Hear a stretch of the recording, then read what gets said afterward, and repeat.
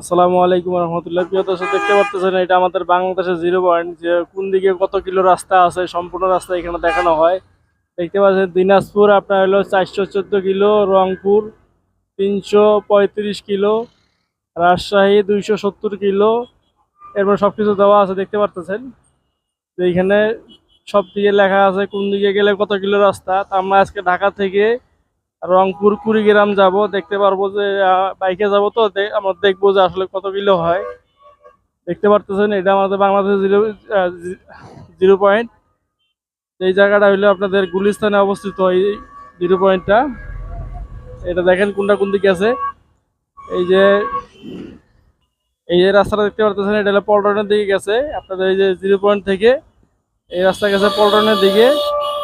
আর এটা হইলো আপনাদের এই যে বাইতুল মোকাররম মসজিদ এই পাশে। এইটা হলো বাইতুল মোকাররম মসজিদ। আর এটা হইলো আপনাদের রায়সা বাজার গেছে এই রাস্তাটা, দেখতে পাচ্ছেন। এই যে এটা হলো রায়সা বাজারের রাস্তা।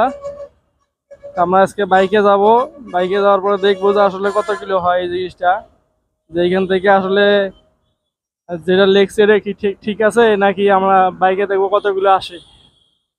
আমার বাইকের মিটারটা এখন দেখাবো। দেখুন আমার বাইকে আছে 3,400।